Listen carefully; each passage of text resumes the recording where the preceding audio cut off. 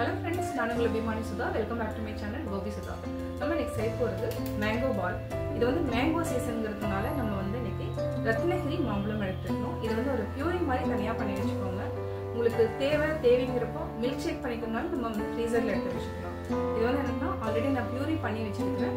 இது கூட நம்ம கோகோனட் சேர்த்து செய்கிறப்பன்னா ரொம்ப டேஸ்டியாக இருக்கும், டிஃப்ரெண்ட்டாகவும் இருக்கும். வாங்க எப்படி செய்யறதுன்னு பார்க்கலாம். நம்ம இன்னைக்கு செய்ய போகிறது மேங்கோ லட்டு. இதுக்கு வந்து என்னன்னா 5 மாம்பழம், அதாவது ரத்னகிரி மாம்பழத்தை வந்து நம்ம வந்து தோல் சீவிட்டு இதை வந்து நம்ம பேஸ்ட் பண்ணி வச்சிருக்கிறோம். இது கூட desiccated coconut, milk powder 4 table spoon, 2 table spoon sugar எடுத்துக்கலாம். இதுக்கு வந்து தேங்காய் வந்து என்னன்னா 10 வாங்கிட்டு நீங்க தோல் மட்டும் நீக்கி தனியாக எடுத்து வச்சுக்கலாம். இது வந்து தண்ணி இருக்கக்கூடாது. இதை அரைச்சிட்டு நம்ம நெய்யில் வந்து வறுக்கணும். இப்போ எப்படி செய்யறதுன்னு பார்க்கலாம். தேங்காய் வந்து நம்ம சின்ன சின்ன சில்லுகளாக நம்ம போட்டுட்டு அரைச்சி எடுத்துக்கலாம். நம்ம 1/2 டீஸ்பூன் அளவுக்கு கீ விட்டுக்கலாம். அரைச்சி வச்சிருக்கிற தேங்காவை நம்ம ஆட் பண்ணிக்கலாம். அப்படி ஃப்ரை பண்ணிக்கலாம்.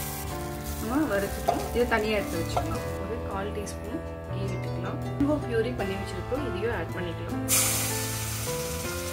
மேங்கோவை நல்லா திக்காகிற வரைக்கும் அப்படியே வந்து மிக்ஸ் பண்ணிகிட்டே இருக்கும்.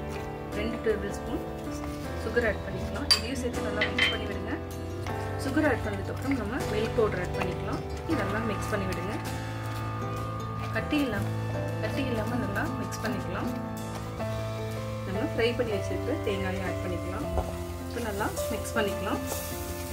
நல்லா திக்காகும், அது வரைக்கும் நல்லா மிக்ஸ் பண்ணிகிட்டே இருங்க, கை விடாமல். நல்லா திக்காயிடுச்சு. 20 மினிட்ஸ் வந்து அப்படியே விட்டுருங்க. அதுக்கப்புறம் நம்ம உருண்டை பிடிச்சிக்கலாம். இன்னொரு பிளேட்டில் கொட்டிக்கலாம். நம்ம கீ வந்து அப்படியே கையில் தொட்டுக்கலாம்.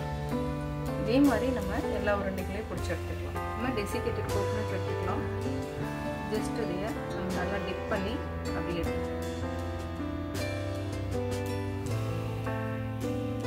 சுவையான மேங்கோ பால் ரெடி. மேங்கோ பால் எப்படி செஞ்சீங்கிறத பார்த்தீங்க. கட்டாயம் ட்ரை பண்ணி பாருங்கள். பார்த்துட்டு உங்களுடைய கமெண்ட்ஸ் எனக்கு சொல்லுங்கள். லைக் பண்ணுங்கள், ஷேர் பண்ணுங்கள். மறக்காமல் கோபி சுதா சேனலை சப்ஸ்கிரைப் பண்ணுங்கள்.